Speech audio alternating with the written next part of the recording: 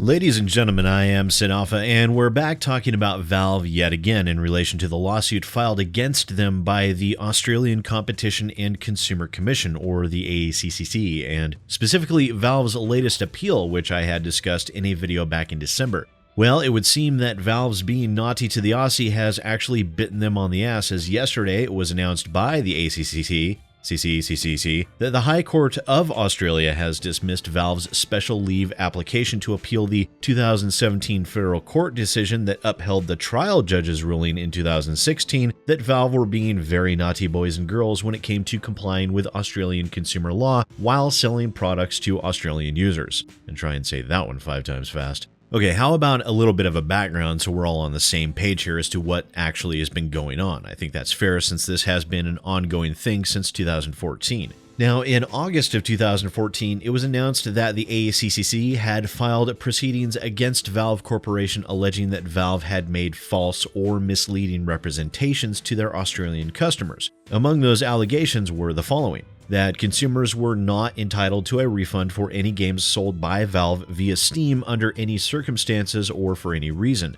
Valve had excluded, restricted, or modified statutory guarantees and/or warranties that goods would be of acceptable quality. Valve was under no obligation to repair, replace, or provide a refund for a game where the consumer had not contacted and attempted to resolve the problem with the computer game developer. And lastly, the statutory consumer guarantees did not apply to games sold by Valve. And you all remember way back when Valve had decided to seemingly out of the blue begin offering refunds. Well, this was the catalyst for that. It wasn't any grand gesture on Valve's part, as so many had treated them as the last great pro-consumer entity out there at the time. It was due to legal pressures as a result of this one lawsuit. So all of us in America and other countries that don't have legal requirements for refunds have the Australian Competition and Consumer Commission to thank for the refund system that we now enjoy. That refund system was instituted in early June of 2015, nearly a full year after the lawsuit was first filed. Now, in March of 2016, the Australian Federal Court ruled that Valve were in fact guilty of engaging in misleading and deceptive business practices, and that they had made false or misleading representations to Australian consumers that contravened Australian consumer law, and the court had ruled that Valve was to pay a $3 million penalty. Now, Valve, of course, didn't want to pay $3 million to the Australian government in fines, nor would they wish to be subjected to consumer regulatory practices, so Valve obviously filed an appeal. That appeal was dismissed in December of last year by the full court of the Federal Court of Australia, which is another one to try and say 5 times fast, good lord. In that decision, they stated that as Valve, a US-based company, carried on business in Australia, they were therefore bound by Australian consumer law.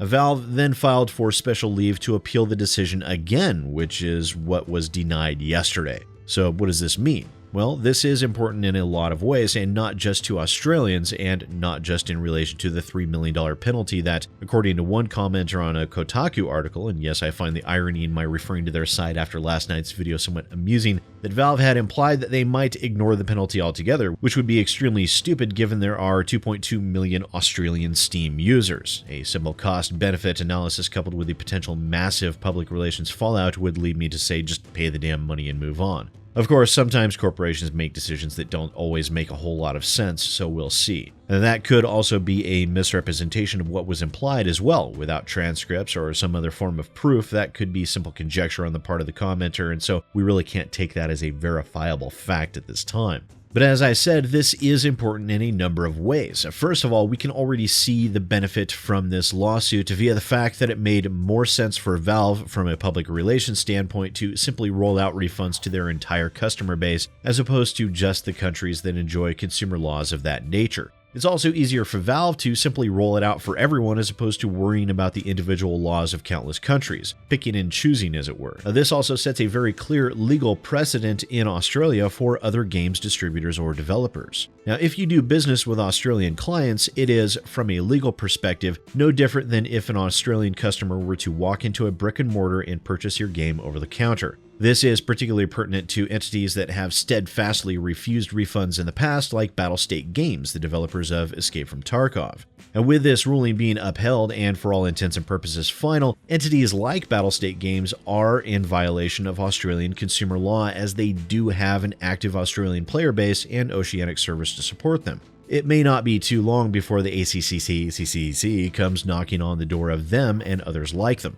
And for the same reasons why Valve decided to simply roll out refunds worldwide, it would make sense for other entities to follow suit or risk the extra effort to maintain different rules based upon what region the customer lives in, and the public relations fallout that would inevitably result in applying different rules to different customers simply by their not living within the same country. We live in a much more global market these days than ever before, and that sort of perception could be extremely damaging to a company.